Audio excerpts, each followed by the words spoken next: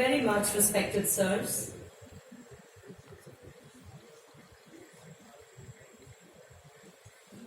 Tell me and I forget. Teach me and I may remember. Involve me and I learn. The Delhi Police Learning Series lectures is the beginning of a new paradigm in the history of Delhi Police. We are truly privileged that to deliver the very first lecture, we have amidst us the most eminent Sri AMITABH KANT, CEO of NITI Aayog. He is a 1980 batch Kerala cadre Indian Administrative Services officer. Sir is the author of Branding India, an Incredible Story, Incredible India 2.0, and has edited The Path Ahead, Transformative Ideas for India. Sri AMITABH KANT has been a key driver of the Make in India, Startup India, Incredible India, and God's Own Country initiatives that position India and Kerala state as leading manufacturing and tourism destinations. These campaigns have won several international awards and have embraced a host of activities. Sri AMITABH KANT has been the chairman and CEO of the Delhi-Mumbai Industrial Corridor Development Corporation. In Sir's capacity as Secretary, Department of Industrial Policy and Promotion, Government of India, he vigorously drove the Ease of Doing Business initiative and ranking of states on outcome parameters. These initiatives have led to India making a quantum jump in the World Bank's Ease of Doing Index and enabled Indian states to compete in the spirit of competitive federalism. Sir is the chairman of the committee to implement digital payments in India.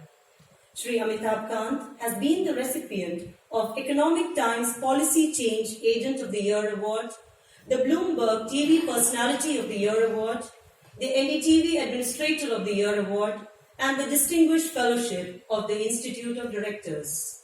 Sir is the recipient of One Globe Award 2016 for leadership in transforming governance for the 21st century.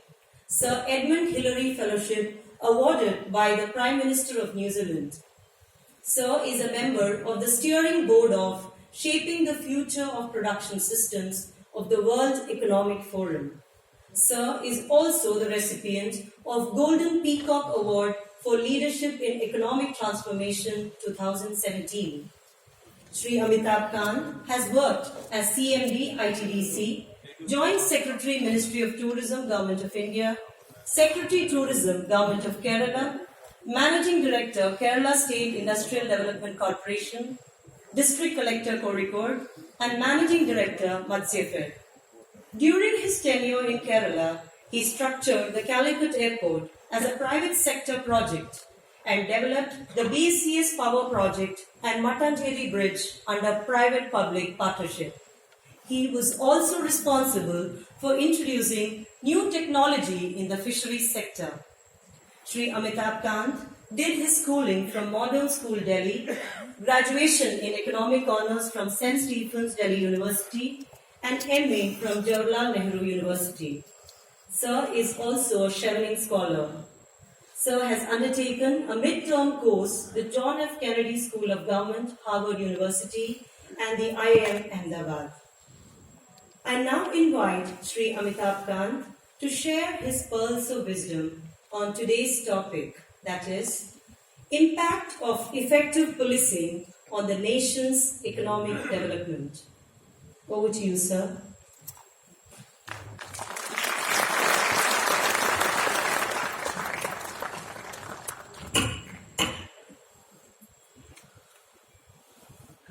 Distinguished Police Commissioner of Delhi, Rakesh Asthana, the very distinguished former police commissioners of Delhi, many of whom I've known personally, while growing up in Delhi, I've greatly admired them.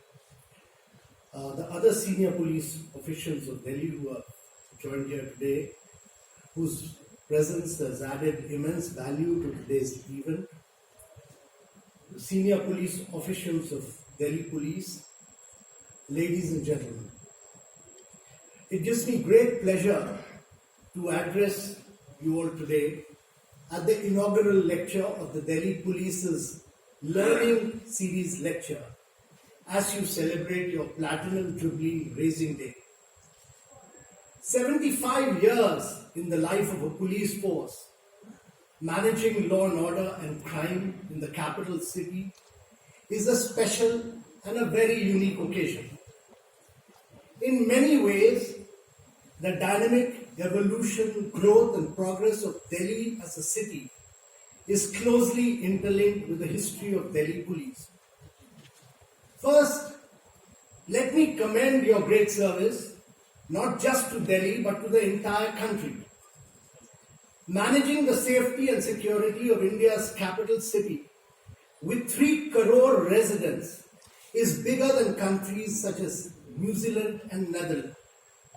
In fact, the population of Delhi is higher than the combined population of at least 20 European countries. As the national capital of India, which serves as the seat of the national government and houses institutions such as the Parliament, Supreme Court, and various ministries, managing this city is no easy task. I would especially like to thank you all for the service that you have rendered to the entire country during the COVID-19 pandemic. You have all braved the pandemic, helped maintain law and order during these very tough times, and extended your assistance to the citizens of Delhi during this once-in-a-lifetime crisis. You have lost personnel who succumbed to COVID-19 in the line of duty. I salute these officers and thank them for the great service to the people of Delhi. A few years ago, a survey was carried out in which citizens were asked as to what they felt was the top domestic issue requiring attention of this country. In people's perception, crime is the biggest issue affecting ease of living. Ease of living is strongly linked to the economic development and the prosperity of a nation. And it is in this context that the role of police becomes paramount. Criminal activity can discourage domestic and foreign direct investments, reduce competitiveness of businesses, and creates uncertainty and inefficiency in the business environment. Thus, an efficient law and order system and crime investigation is extremely critical for orderly growth and economic progress.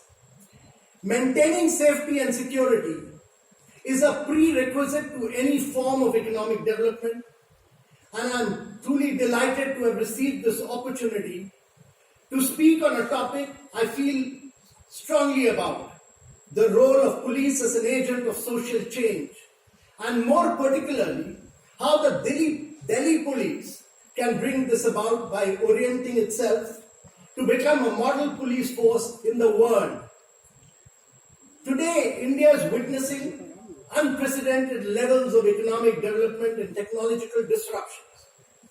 The economy is growing at around 9.2% and is expected to grow at similar rates in the coming years, making us one of the fastest growing large economies in the world. This trend will only accelerate in the coming years. Mammoth reforms have been unleashed by the Government of India. The Goods and Services Tax, the Bankruptcy Code, the Real Estate Regulation Act, lower corporate tax, demonopolization of coal, new definition of MSME, just to name a few. These are not just bold structural reforms, but the introduction of innovative and path-breaking schemes aimed at making India a global manufacturing champion and the export hub of the world.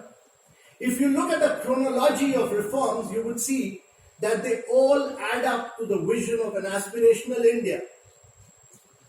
Just take the case of one scheme, the Performance-Linked Incentive Scheme, the PLI schemes, which aim to enhance production, aim at creating long-term, specifically enhanced production, specially designed to boost domestic manufacturing in sunrise and strategic sectors like battery storage, mobile manufacturing, clean mobility and solar PV manufacturing, improve our competitiveness of domestically manufactured good and enhanced exports.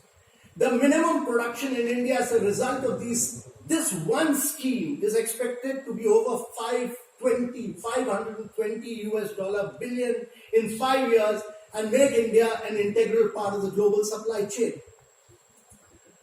Now, truly robust infrastructure schemes such as the National Infrastructure Pipeline, the National Monetization Pipeline, the PM Gati Shakti have been rolled out. Their combined effect will ensure integrated development of the world-class infrastructure with participation of both government and private sector. Innovative financial models such as infrastructure investment trust, REITs, etc. are being introduced across the infrastructure space. With necessary macro and micro growth drivers in place, the stage is set for investment cycle to kickstart and catalyze sustainable growth for cementing India's position as the world's fastest growing major economy on a long-term basis. The success of our vaccination drive is playing a major role in protecting lives, livelihoods, as well as accelerating economic recovery. India has administered over 170 crores of vaccine doses, including over 95 crores of first doses, over 73 crores of second shots, and around 1.45 crores precaution doses. This is a mammoth achievement in a country which is bigger than about 26 countries of Europe. We have the world's largest health insurance scheme in the world in the form of Ayushman Bharat, which gives benefits totally digital, totally cashless, paperless, gives benefit to 500 million Indians, that is 50 crores Indians. Just as there cannot be accelerated and inclusive development without strengthening socio-economic outcomes through such schemes, we cannot think of economic development without a modern, forward-looking and an efficient police force. Digitization has played a crucial role in empowering Indian citizens and unleashing transformative change in our lives. Today, we have over 750 million mobile internet users and add a new internet user every 3 seconds.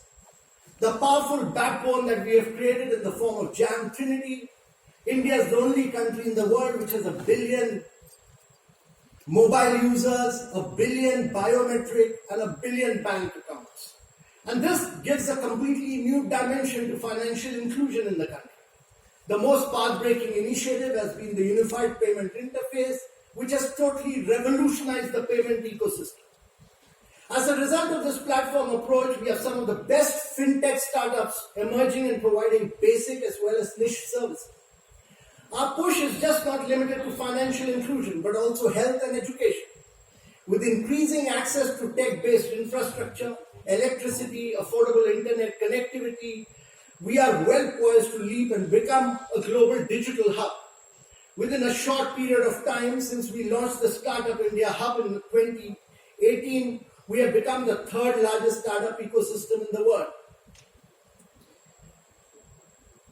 Delhi Police is already seen as an efficient organization. Given the vulnerability of the city of Delhi as a national capital and the challenges on security front posed by the terrorist forces inimical to the country, Delhi Police has succeeded in preventing any major terrorist event in the last many years. Maintaining law and order in the city and prevention and detection of heinous offences are challenging tasks, and that you have done with great deal of efficiency. Your human touch in management of the pandemic is exemplary, and many police forces in the world can learn a lesson from you. The present government is very supportive of the police and is committed to the maintenance of excellent law and order.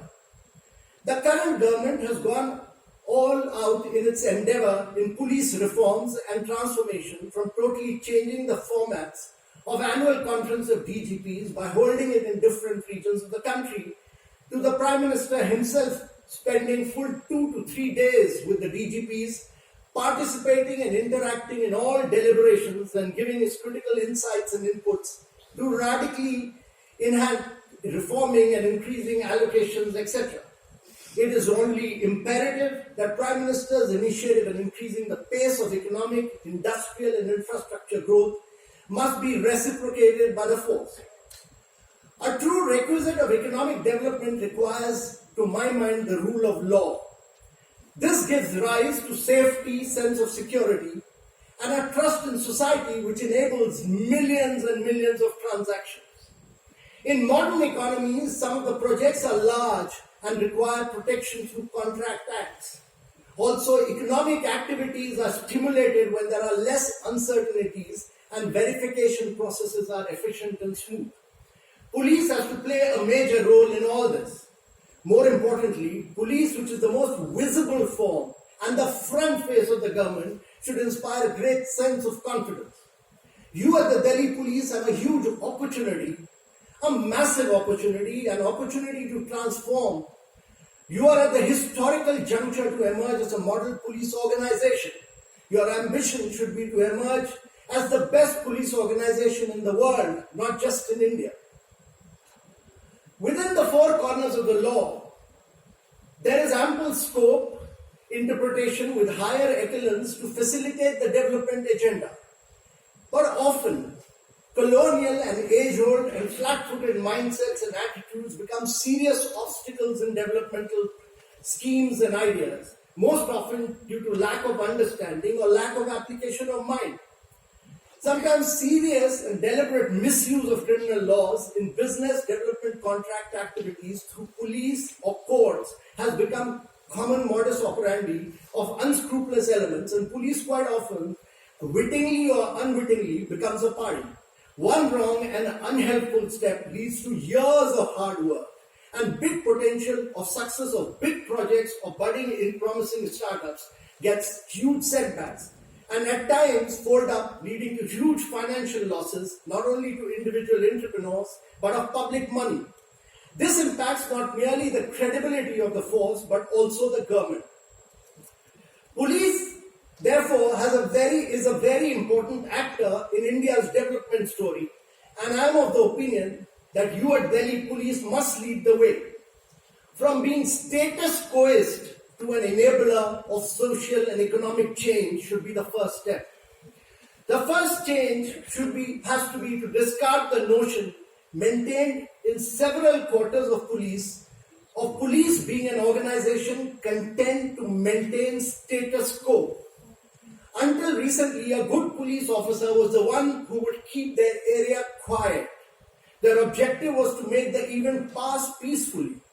But in a country experiencing a very rapid social transformation, increasingly, police is seen as an important facilitator for this change. Being the most visible enforcement arm of the state, they have to become and perceive to be partners, facilitators of India's economic progress in every way. Simultaneously, there is a need for a conscious endeavor to obliterate the perception of being a status quoist and encourage fair, just and legal developmental activities. You have to uphold the rule of law by law and therefore provide an environment of peace, safety and security. You also have to provide necessary services to businesses like verification and licensing in a time-bound manner because it has financial implications. We all have to understand that most of the institutions that we see today were created years ago, many of them during the British period, at a time when success was measured not by adaptability, proactiveness and agility, but rather the ability to maintain stability. That is, maintain the status quo.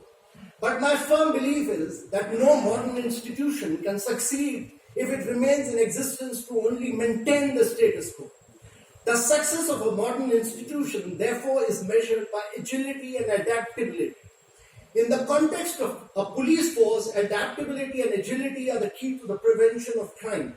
This means constantly evolving ourselves to a dynamically changing environment, taking risks and innovating and embracing technology. Take the example of a country like Estonia.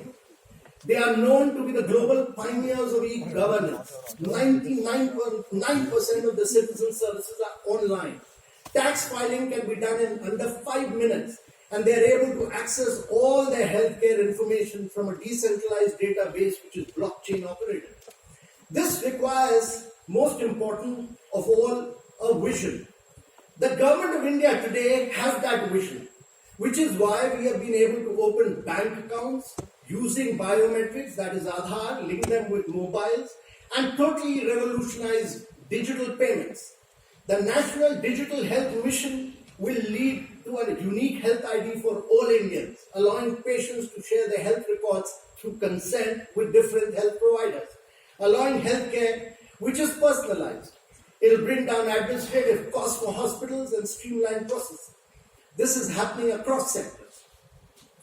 The vision is to use technology to leapfrog, and it is very important to have a vision to go down that path of transformation.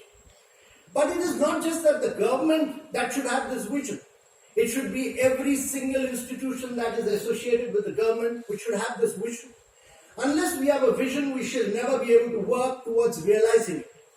You should have this vision, a vision to make Delhi police the most agile, the most tech-friendly, and the most modern police force of the world. And this is where technology comes into play. There is a need to go digital, go lean, go agile, and to my mind, learn from the startups of India who have disrupted in every single way and forced established companies to also change. They will provide the tech, the solutions, and the impetus. Global examples of such solutions which turn complex information into one that can be used to reach meaningful conclusion from improving governance are now available. OpenGov, Transit Mix, Social Glass are just some of the many examples. I would especially like to highlight the opportunity offered by technological changes. The pace of technological changes is fundamentally changing every organization and their work culture. Given the complex nature of your work, which ranges from working for the citizenry at the ground level as the first responder, to predictive analysis of crime, to calibrate your response to use of technology, in collection of police intelligence to modern weaponry gadgets, I am of the opinion that no other organization can take advantage of these changes and reinvent itself as Delhi Police. Technological convergence today is of absolute essence. I recently read the book, The Future is Faster Than You Think. While this book was not written by a police officer, I recommend that every single one of you must pick this book up and read it. It will compel you to think, it will compel you to realize that change is inevitable and that the future will be driven by technology. It will compel you to take a solutions-oriented approach using technology. I read about Moore's law in this book. In 1965, the founder of Intel, Gordon Moore, noticed that transistors on an integrated circuit have been doubling every 18 months. So every 1.5 years, a computer became twice as powerful, and yet their cost remained same or reduced. Moore's law is the reason why the smartphone in your pocket is 1,000 times smaller, 1,000 times cheaper, and 1,000,000 times more powerful than a supercomputer from the 1970s. And this trend is only accelerating. But this is not something limited to integrated circuits and chips. Ray Kurzweil, the director of engineering at Google in the 90s, stated that the law extends to technology in general. Once a technology goes digital, it follows Moore's law. We will use new technologies to design even newer and better technologies, and this trend will continue exponentially. This is what is known as the law of accelerating returns. The point here is that the most powerful tool for transformation today is technology. And organizations and institutions which do not recognize the role of technology as an accelerator of transformation and efficiency will wither away or lose their relevance. Data is an immensely powerful tool to revolutionize governance and foster citizen-centric delivery of services. We have used this for both improving the ease of doing business when we started ranking Indian states, the first year Gujarat came number 1 and we were doing real-time data. The next year, Andhra beat Gujarat. And the third year, Telangana beat Gujarat. But the good thing was that the eastern states, which are mineral rich, Jharkhand and Chhattisgarh, they moved from 24th and 25th position to the 4th and 5th rank. And my belief is that if you introduce competition on data, real time, put it in public domain, name and shame, you will see radical transformation. When I was a young collector in Calicut in Kerala, I did not know whether my district was going up or coming down because data used to come 6 years, 7 years behind time. Today, that data is possible on a real-time basis because of technology. You access it on your mobile phone. And therefore, in the aspirational district program, we looked at 115 of the most backward districts of India, which PM called the aspirational districts, and we used the force of data to drive reforms across socio-economic parameters. We ranked these districts based on 48 indicators of health, education, nutrition, and we've seen radical transformation. It has pushed districts to compete and work towards improving their rankings because every collector was named and shamed, and we awarded collectors which did well. And therefore, by mere ranking and they have taken concrete developmental action. Today, some of these most difficult districts of India, as per an independent UNDP assessment, are doing better than even the better off districts of the country.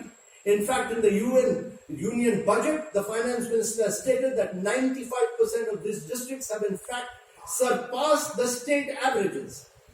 I strongly encourage you to leverage data-driven competition to improve the police services. Pick up a few key indicators of law and order, crime prevention and conviction rates. Ask a third party to rank various police stations across these parameters and put this out in public domain. I'm certain that you will see a renewed vigor in the station house officers of these stations to initiate action to improve their rankings, thereby bringing crime down and ensuring a higher conviction rate in their jurisdiction. Justice delayed is justice denied. Police plays a major role in taking the evidence to the courts. However, police stations are also involved in numerous day-to-day activities apart from prevention and detection of crime and maintenance of law and order, which includes providing verifications and no objection certificates to different kinds of citizens. Therefore, a significant amount of time is lost to these other activities. Life for Indians would be transformed if government departments, including the police, provide maximum information and services through their portals, respecting the defined processes and timeline. For instance, the status of a complaint or timely intimation of the next steps involved. Today, while almost every police in the country may have an online reporting system of some form, these processes are highly cumbersome. Secondly, where online processes are used, please do not replicate and duplicate paperwork also. This creates even more burdensome job for the citizens. In the government, we often refer to the reduction in compliance burden as the key to the success of businesses and startups. If we can bring down hundreds of complex forms to one simple form and put everything online and allow the citizens to trace the progress of his FIR, we can make things easy for everyone, for the businesses and more for the citizens of India. Similarly, crime reporting should be a simple process. Click a picture, let the app pick up your coordinates, enter a description, and you should get a call back from the police. This will radically transform the citizens' perception towards you. Digitalization of all available data on a single platform is a must.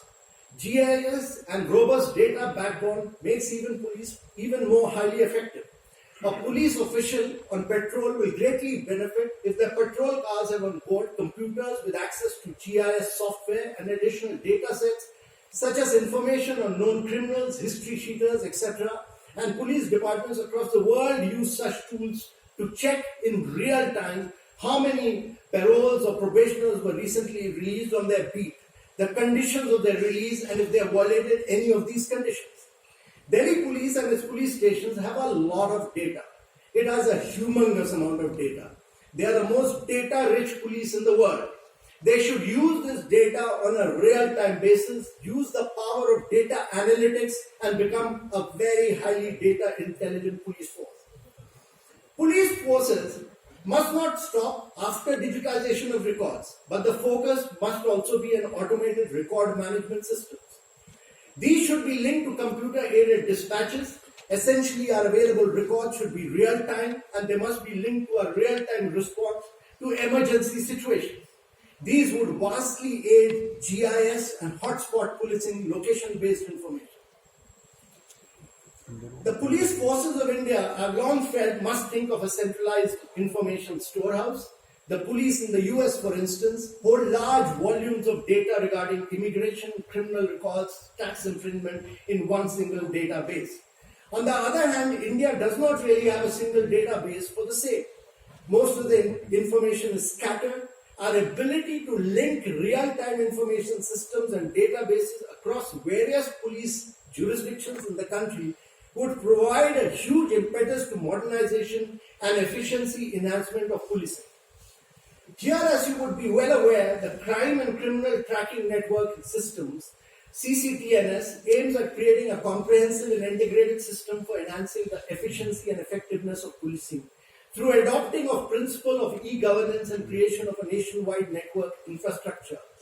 Delhi Police has proven their technology prowess by achieving the first rank in implementation of crime and criminal tracking network and systems.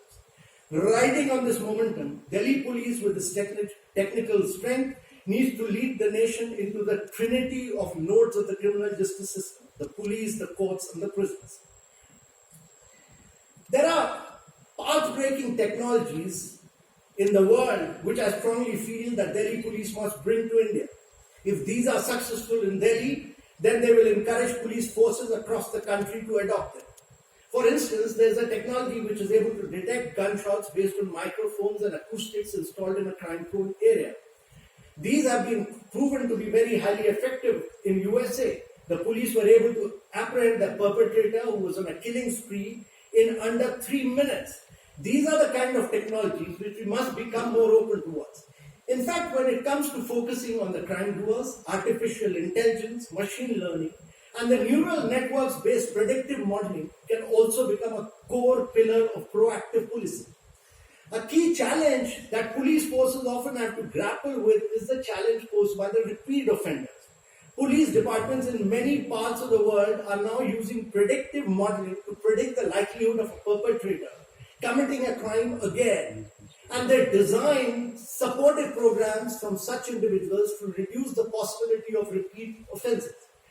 We deploy drones during high-profile events or during tense situations. I feel strongly that drones should become a part of active policing. These should be used for routine patrolling, especially in vulnerable spots such as crime-prone areas, poorly lit road stretches, etc.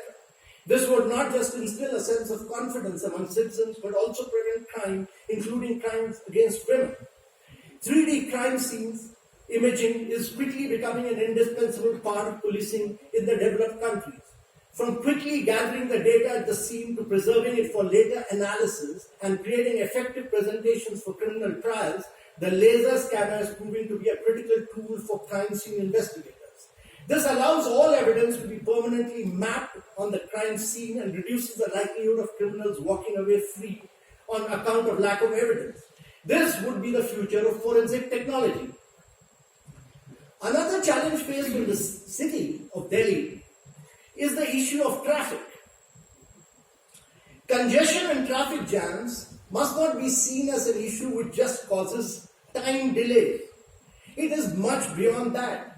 In a fast-growing country, loss of time is the equivalent of reduction of productivity, and we simply cannot risk that. Secondly, congestion and traffic snarls lead to increased pollution from idling vehicles. This is very difficult in a country where climate action is becoming increasingly important. Our approach has to be reactive and not proactive. We should not think of going and clearing up traffic jams. Our management should be such that traffic jams do not occur in the first place. Today, the traffic signals in Delhi are interlinked. They are They are actually standalone. They do not react actively to the traffic situation. So if a signal is programmed to go green after 120 seconds, it would still do that irrespective of whether the entire stretch becomes choked or is completely deserted, or how the traffic situation is on nearby intersections. This has a ripple effect on traffic across the city. I know that you are working towards smart traffic signals, but this must be a citywide initiative. Without that, we would not see the desired scale of result. Here we must take a cue from what is happening across the world. Traffic signals are interlinked with each other. They are fed by pressure sensors on road. They are fed by real-time GPS data, and they react on real-time to evolving traffic situations without the need for manual intervention. If we are able to do this in Delhi, we would be able to set an example for the rest of the police forces in the entire country. And this is a must for a city like Delhi, which is the national capital. I'm also confident that Delhi police is the only police force which can achieve this in the city. You should also think about deploying geospatial technologies, drones, AI, ML to predict not just the choke points from a congestion point of view, but also predict the areas where accidents and traffic violations are most likely to occur, and use them so that that data can react accordingly. Our system is such that when viewed from the perspective of the victim who has already borne the brunt of the crime, the police has an onerous task to provide a healing touch. For instance, victims of heinous crimes may also require trauma counseling, psychiatric and rehabilitative services apart from legal aid. Organizing such victim support services at the police station level has to be a priority concern. My personal view is that at the hour of the need, women police are much better placed at providing much needed support to the victim of the crime, and therefore we need a higher proportion of women in the Delhi police force. When police and communities come together to share this responsibility of community policing, everyone wins. Many of the issues that the police respond to are rooted in societal issues as opposed to just criminal behaviors. This requires a shared vision with the community and a change in perspective where citizens must be given the power to create an actionable difference in their community. As the power shifts from us, the police force, to them, the citizens, to we, the police and the citizens, the burden of police becomes lighter as individuals and communities will take ownership. There are several best practices from the different states of India, internationally, as well as from the Delhi police itself. The Bharosa cell of Pune police, the police Didi initiative of Mumbai, the Jan Maitri Suraksha project in Kerala, police Ke Pathshala project of Nagaland, many initiatives of the Delhi police. Several of them, these initiatives, the best practice can all be institutionalized. Institutionalizing these practices is critical. Some very innovative practices are started by some officers, but often they get transferred. These practices fade away. We need continuity. We must analyze all these models, pick up what can work, tailor them to the needs of the citizens in the overall context, institutionalize them, and replicate them on a larger basis. We also must remember that as a young country with a youth bulge, there are huge advantages. While the advantages of a young demography are well known, there are also challenges which include the threat of youth radicalization and violent extremism. Hence the key, therefore, is to strengthen our youth connect. I must congratulate the Delhi police for having youth-friendly programs such as Yuva, as part of which you are engaging and steering street children and youth towards the mainstream of society, providing them with skills and sports development training. This has set a strong example for other police forces in the country. I also strongly feel that to give the youth of the city a stronger motivation and sense of pride towards the police force, Delhi police must also actively engage the youth in community-oriented policing, which would not only serve to widen your reach and intelligence, but also make the police force one that is perceived, and which is critical to my mind, one that is perceived to be youth-friendly. Another aspect I would like to touch upon is engagement between the much greater level of engagement with the youth. As you all well know, the future belongs to the youth, and therefore one of the great lessons that I have learned in my career is that every time I've interacted with young entrepreneurs, when we started the startup movement, I never envisaged that at the peak of the pandemic, we'll have 44 unicorns disrupting India. Today, we have over 60,000 startups. We have 84 unicorns in the country, worth over 278 billion. In 2027, during the pandemic, we witnessed 4 startups turning unicorn every single month. And today we have the world's 3rd largest startup ecosystem of the world. And therefore, I would suggest that the Delhi police should have a very, very close interaction with the startup community. On a daily basis, I get an opportunity to interact with young innovators and entrepreneurs who are driving tech adoption across a wide spectrum, from drones and geospatial technologies to artificial intelligence and robotics. They've been able to offer solutions to some of the most pressing challenges which are faced by the country, from education improvement in learning outcomes to health outcomes. And my belief is that when we find solutions to the challenges of India, we are not finding solutions to the 1.3 billion people of India, but to the next 5 billion people of the world who are moving from poverty to middle class in the next decade. I strongly encourage Delhi police to tap into this vast talent pool of young innovators and entrepreneurs and use their expertise, solutions and innovative methods to improve policing. There will be plenty to learn and benefit from the startups. I am delighted to learn that over the past few years, Delhi police has hosted hackathons and innovation challenges.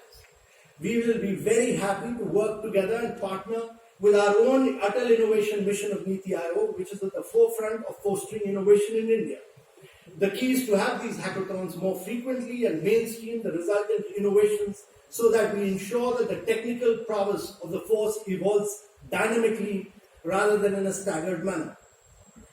A police force which is modern, tech-savvy and youth-friendly will also strike a chord with the youth of the city. Delhi police should not just see this as an opportunity to deepen their connect, but also an opportunity to attract a younger and more skilled talent pool during routine recruitment, bolstering the overall composition and technical capabilities of the police force. Police has a very pivotal and important role to play by enabling economic development. In fact, if you look at some of the industries which have been most affected by the pandemic, especially transport, tourism and hospitality, these are the areas which are most dependent on the police. As the pandemic goes away, these are the sectors. Each one of them will require your compassion, your assistance, your support. Delhi police is the best positioned police force in India to lead from the front when it comes to reform. If you can transform yourself as an agent of change in an area as complex as the national capital, then you can become a model police force for not merely the entire Indian police forces and the paramilitary forces, but for the world to emulate. Since economic development will pick up only in a country or city with stable law and order and low crime, the role of police goes well beyond policing. Effective policing is the key driver of economic growth, and therefore it's very important that Delhi police should consider organizing an interaction with the businesses in different groups. Large businesses, real estate businesses, MSMEs, startups, all of them. If you get the tag of the most business-friendly police, apart from a pioneer of citizen-centric police, you would greatly serve the nation. People often comment that it is easy to state where you have to reach, but quite difficult to make how to reach there. Indian police has a great number of good leaders, particularly Delhi police has a great number of good leaders, and it is important that they deliberate on making police as an agent of social change, as an enabler, as I would strongly recommend that you should also follow the model of very strong competition on just a few outcomes. The last point I want to focus on is behavioral change. An emerging field of improving governance is to study our interactions with the citizens from a behavioral angle, what is now broadly termed as the nudge theory. And it is said that it is very difficult to bring change without the nudge actually taking place, without a behavioral change. Long-term change happens when there is a behavioral change. It can't happen with just policing. And therefore, compliance to good many a thing can be dramatically improved by bringing out behavioral change in citizens as well as the constabulary. Delhi police should consider constituting a team of officers, study the experience of police officers across countries, and identify issues and challenges where behavioral insight can offer large dividends. Today, nudge theory has become an important point of driving behavioral change.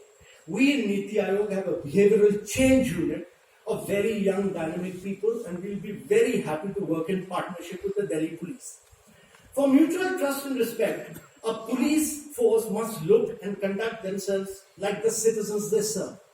And this is where I think we will be very happy to partner you in all these aspects.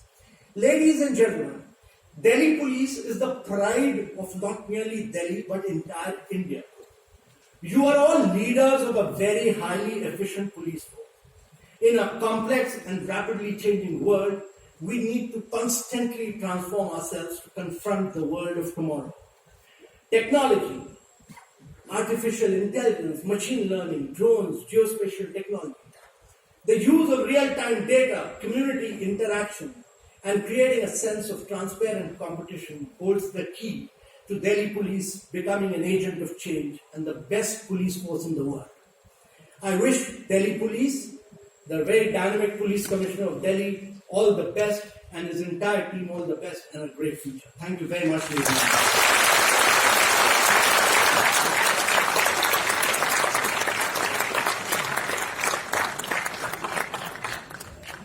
Thank you, sir. After such an intellectually stimulating session, I will now open the House to a brief interaction with Sri AMITABH KANT. We have about 15 minutes. May please raise your hands one by one so that we can coordinate the session in a smooth manner.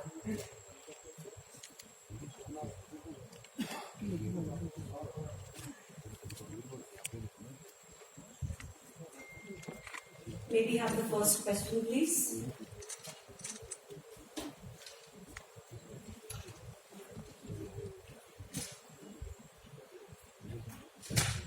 Sir, मेरा नाम BK Singh है। मैं joint commissioner crime retire हुआ हूँ। Sir, आपके होने की वजह से ये सवाल कर रहा हूँ क्योंकि जो पुलिसिंग के बारे में मेरा ये मानना है सर कि क्या वजह है पता नहीं, लेकिन over the years planning commissions के जो डेवलपमेंटल थ्योरीज हैं उसमें सब कुछ इंक्लूडेड है। हॉस्पिटल है, स्कूल है, इवन फायर सर्विसेज है, बट पुलिसिंग नहीं।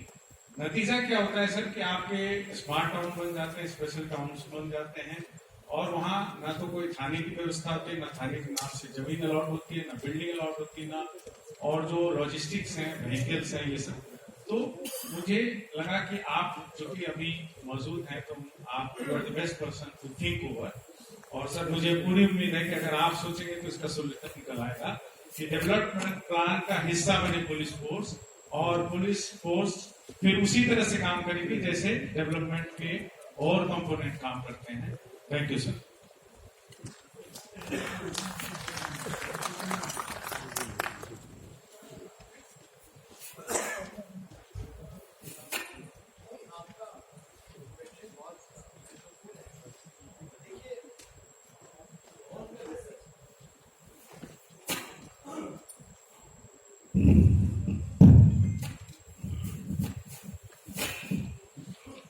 देखिए, आपका क्वेश्चन बहुत महत्वपूर्ण है क्योंकि मेरे विचार से जब भी हम इंटीग्रेटेड प्लानिंग करते हैं तो जैसे हम स्कूल या हॉस्पिटल की प्लानिंग करते हैं वैसे ही पुलिस को बड़ा उसका इंटीग्रल पार्ट होना पड़ेगा। और खासकर क्योंकि हमारे देश में अर्बनाइजेशन बहुत जोरों से बढ़ रहा है और अगले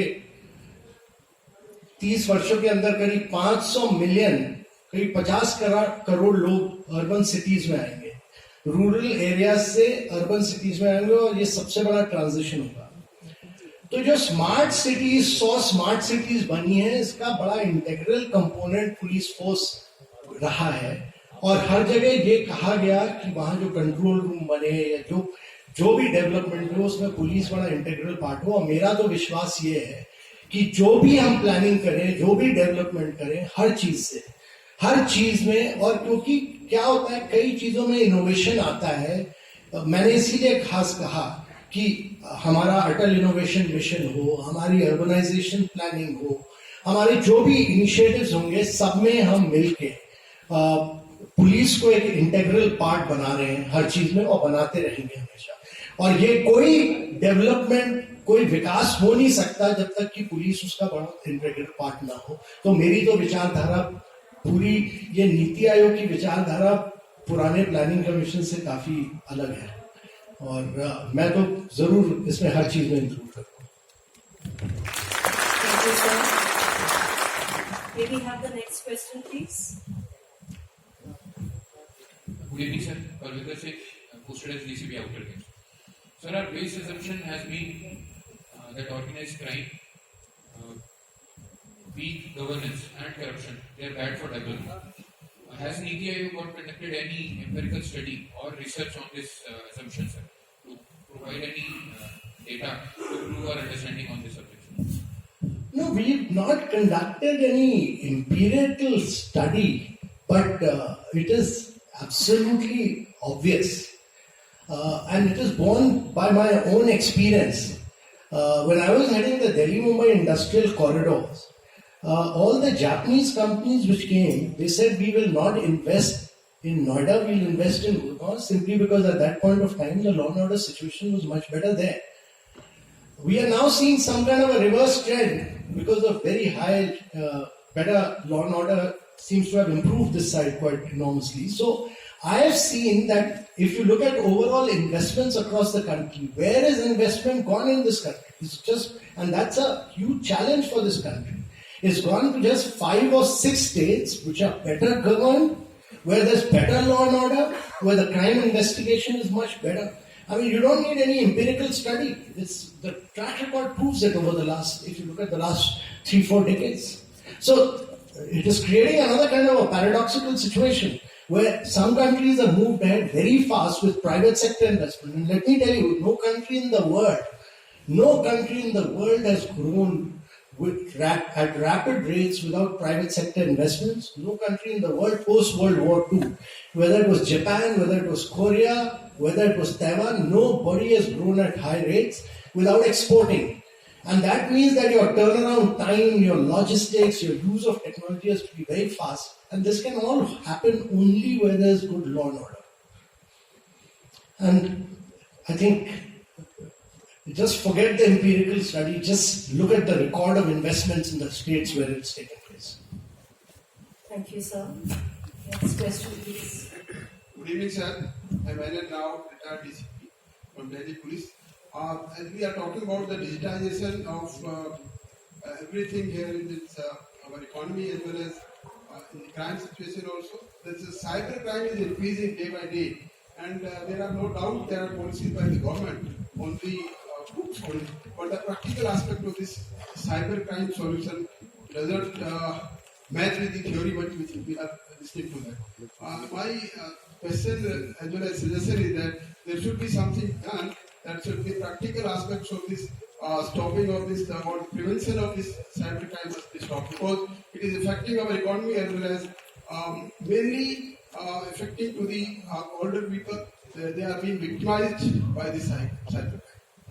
No, I think this is a very, very important question, and to my mind, cyber security will be the biggest challenge which the Indian society will be confronted with, simply because the speed of digitization is very, very rapid. So rapid that the huge amount of data flows. It's very important not merely that cyber security strength is built up by the Ministry of Information Technology through certain, or it's built up by Home Ministry, but every organization, every police force, every institution will have to build up its own strength in cyber security. I think very important to do this because that will be the biggest area of crime, of criminal offences in the future. And therefore, don't rely on anybody else. Delhi police has to build up its own strength of cybersecurity. It has to be the world's number one in cybersecurity. This will be the biggest challenge which the police forces will be faced with. So I have a question. India is a federal state where the responsibility of law and order is distributed at the state level. Now each of the state has a different growth curve where some are very advanced, some are not so advanced, some have a lot of funding, some don't have funding at all.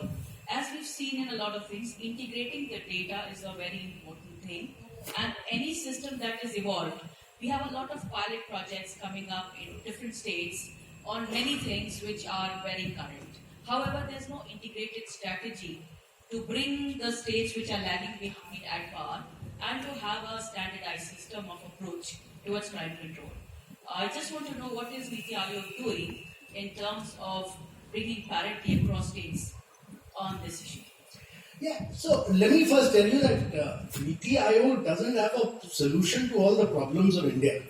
You know, if it was so easy to find a solution to all the problems in such a large country and a federal polity, we don't have all this. But what our experience is, when we did the aspirational district program, we went down to the aspirational districts and the aspirational blocks. We worked with about 115 collectors in the entire machine. We trained them fully. We fully train them. We get data on a minute-to-minute basis. Minute-to-minute basis, to an extent where the DC from Sikdema, in Chhattisgarh came to my office and he said, "Sir, I'm coming 5th.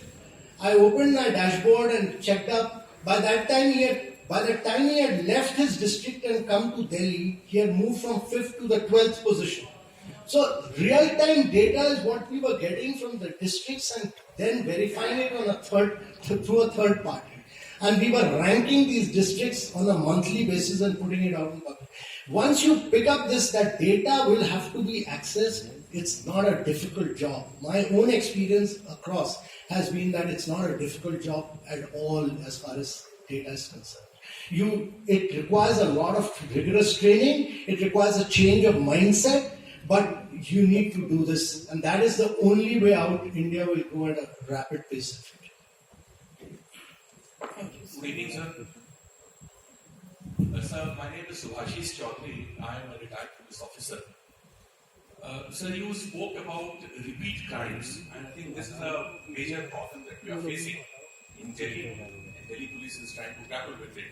One main reason why this is happening is because of the very uneven urban development which has taken place in the past. And so, in a way, economic development also has an impact on policing. It's not the other way around, it's at times. Sir, the other reason which I feel why this is happening is anonymity. Because here, with this very, like you mentioned, 3 crores of population here, and anonymity is a big challenge here. Someone commits a crime here, changes his name or just his spelling, and he's lost in the maze of data. Sir, Aadhaar is such a good, you talked about digitalization. Aadhaar was made for this purpose. Why can't police forces use this? We are not able to use this, just to verify. It can be a yes and no answer, whether this person is Sanjay or not, or Rakesh or not. That's it. But we are not able to use the database. I think, again, a very, very excellent question. Because Aadhaar was actually, the basis of Aadhaar was to be able to do many of these things for social good. When I was working with the traditional fishermen. My job was to improve their production of fish catch. I was able to give them new nets, new fishing crafts. I introduced beach level auction in Kerala, but I could not open their bank account. Know your customer was a nightmare. It used to take me 8 to 9 months to open the bank account of fishermen. Now you can open a bank account using your biometric in less than a minute. So from 9 months to less than a minute has been the technological transformation. The objective of Aadhaar was exactly what you were saying, that we should be able to use identity for such social good purposes. You are aware of, in a democratic country, there are different kind of opinions and perspectives, and this was hugely debated in the Supreme Court. And finally, the Supreme Court allowed the usage of Aadhaar subject to several limitations, including the fact that Aadhaar cannot be used by the private sector and various other things, including what you are saying. And saying that it will be a compromise on the individual's identity, etc. Many things, I mean, if you get into the detail of that Supreme Court judgment. So I think the original objective of Aadhaar to that extent was lost, and I think we are looking at different alternatives to see how we can find this, because Aadhaar is the solution for many of the challenges of predictive behavior, etc., which you can do by tracking it on the only basis on which you can use this data effectively can be the Aadhaar. And therefore, I think we are all trying to examine within the existing constraints to see how we can find a solution to this.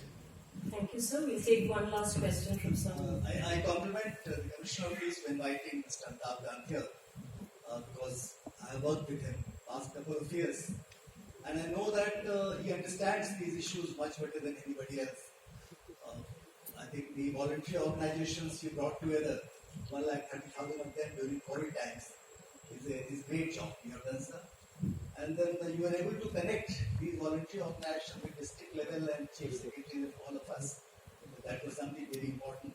You talked about the police being the agent of change, isn't it? And you talked about transformation, social transformation.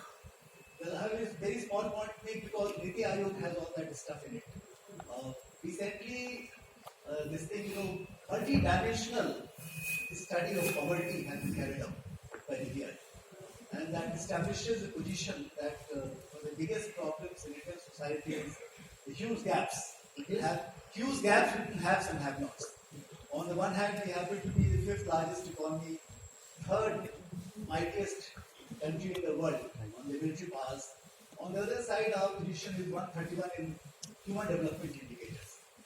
So basically, when you talk about the police being the kind of agent for social economic change or transformation, that's the real job it is. Because the problem of economic development is not limited to the startups and the unicorns and all that stuff. The economic development or economic change is more about the majority of people who are going down there. So NITI Aayog knows better than anybody else that how to tackle that problem, because we are the ones, I mean the policemen are the ones who really confront that situation where majority of crimes, majority of law and order, majority of disruptions, they emerge out of that kind of disparity. So any solutions about that? So first of all, wherever I go, they first ask me are you the younger brother of Mr. KANT? So I have a tough time trying to tell them that my name is KANT and not KNTH, and I have no relationship with him. So, I've been a long-term believer that the answer to your question is long-term sustained growth of India. India has grown at rates of 8 to 9% for a relatively short period of 4 to 5 years. India needs to grow on 9 to 10% basis for 3 decades or more. Year after year, year after year, year after year, to use the compounding power of growth to lift people above the poverty line. If you don't grow, you can't be distributing poverty. And therefore, unless you don't grow, you will not be able to lift people above poverty line. And therefore, the main reason why I say the police has to be an agent of change and not an agent of status quo is because without good law and order, without very good crime rates, you cannot have high growth rates. It's not possible anywhere. You can look at all the Indian states. Economic growth and development and law and order are directly correlated. And it's not possible for India for next 3 decades to grow at those high rates without a good law and order and without a good crime situation. And therefore, police has to be the biggest driver of economic change and growth in India. Without the police force of India, India cannot grow at those rates and it cannot uplift poverty. Thank you, sir. Please take one last question. Sir, I'm a retired ACP, posting में टकी sir बाकी crime के बारे में computer के बारे में काफी बदल गया ट्रैफिक के बारे में कोई खास बात नहीं करी नहीं सर अब मैं ये कह रहा हूँ आपने करी है जब जो हमारा कुछ इंजीनियरिंग करनी है कोई मेट्रो से नहीं है मेट्रो यहाँ से बना देते हैं मेट्रो बना देते हैं नीचे क्या प्रॉब्लम है जैसे देश बंधु गुप्ता रोड में है तो ये राउंड अबाउट नीचे क्रॉसिंग है लाइट सिग्नल्स है इनके ऊपर पहले ब्रिज बनाए उसके ऊपर मेट्रो बनाए तो ये कभी भी जितनी प्रॉब्लम है कभी दूर नहीं हो सकती ट्रैफिक की ये मेरा एक है कि ट्रैफिक वालों को नुकसान किया जाए इसमें ऐसा घटने से अब नहीं पता तो जो भी मेट्रो बनाए उसके नीचे जो भी राउंड अबाउट है सिग्नल्स है ट्रैफिक सिग्नल्स है जो भी है उनको कंसिडर किया जाए उनके ऊपर फ्लाईओवर बनाना चाहे या अंडर ब्रिज बनाना चाहे पहले बनाए फिर मेट्रो शुरू करे ये आगे बस ये है ना नहीं करे तो सर एक और मेरा है कि पॉल्यूशन हम कहते हैं पॉल्यूशन क्यों होता है कभी इसको गाड़ियों को बंद कर दो गाड़ियों को 10 साल के बाद बंद कर दो सर मेरा एक आइडिया है कि दिल्ली को या किसी भी छोटी स्टेट को कानपुर किसी को भी इसको ट्रैफिक सिग्नल फ्री कर दो अल्टरनेटिव आगे से कर दो ट्रैफिक सिग्नल ही ना हो तो इसमें मेरा ख्याल है कि पोल्यूशन कम होगा बड़ा और उसमें भी जाम ट्रैफिक जाम में भी बचेगा ट्रैफिक में भी कम जाम होगा सर ये मेरा वो है थैंक यू नहीं आपका क्वेश्चन और एक और क्वेश्चन अर्बनाइजेशन पर था देखिए क्या है कि अर्बनाइजेशन और वेल प्लान्ड सस्टेनेबल अर्बनाइजेशन बड़ा क्रिटिकल है इंडिया के लिए हमारे यहाँ क्या हो रहा है आप यहाँ से राजस्थान तक जाइए जयपुर जाइए सारा अनप्लैंड अनसस्टेनेबल अर्बनाइजेशन हो रहा है प्लान्ड सस्टेनेबल अर्बनाइजेशन बहुत आवश्यक है और उसमें सारा डेवलपमेंट आप सिंगापुर जाइए हांगकांग जाइए जो डेवलपमेंट होता है सारा ट्रांजिट ओरिएंटेड डेवलपमेंट होता है कि आपने ट्रांजिट डेवलपमेंट किया और उसके दोनों तरफ डेवलपमेंट्स हुए तो लोग ट्रांसपोर्ट को यूज करके आ जा सकते हैं और उससे पोल्यूशन कम होता है और मास ट्रांजिट सिस्टम जैसे अहमदाबाद में हुआ बस रैपिड ट्रांसपोर्ट सिस्टम हमारे दिल्ली में बीआरटीएस नहीं सक्सीड कर पाया और बीआरटीएस बहुत क्रिटिकल है सिंगापुर ने अपनी सिटी एक नई बनाई है करीब 25-30 किलोमीटर दूर एक में पहले वो ले गए बीआरटीएस फिर ले गए एमआरटीएस फिर ले गए लाइट रोड फिर ले गए मेट्रो फिर ले गए ट्रेन सारे 5 फॉर्म ऑफ कनेक्टिविटी से लिंक कर दिया फिर कहा लोगों को तब आप शिफ्ट करना तो transport connectivity is the key to good city and that reduces pollution so good sustainable urbanisation हमारे देश में क्या हुआ पहले करीब 60 साल अर्बनाइजेशन की किसी ने बात नहीं की सबने रूरल डेवलपमेंट की बात की और अर्बनाइजेशन क्या करता है ग्रोथ लाता है डायनेमिज्म लाता है सेंटर ऑफ क्रिएटिविटी होता है इनोवेशन लाता है और अर्बनाइजेशन के बिना कोई देश ऐसा नहीं है जो अर्बनाइजेशन के बिना ग्रो नहीं किया तो हमें फोकस करना है अर्बनाइजेशन पे और फोकस करना है सस्टेनेबल अर्बनाइजेशन पे और अर्बनाइजेशन आपकी इकोनॉमी को ड्राइव करता है मैन्युफैक्चरिंग और अर्बनाइजेशन बड़े क्लोजली लिंक्ड है तो जो आपने क्वेश्चन किया है इंपॉर्टेंट क्वेश्चन है कि ट्रांजिट ओरिएंटेड डेवलपमेंट कैसे बने और लास्ट माइल कनेक्टिविटी कैसे पहुंचाई जाए उस पर अब बहुत ये जो मेट्रोज बनी है सब इसी का फोकस है Thank you, sir.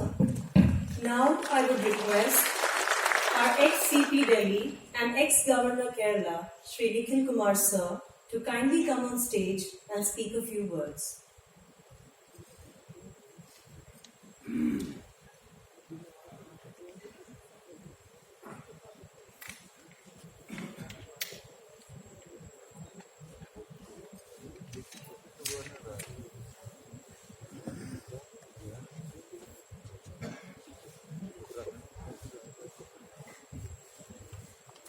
साथियों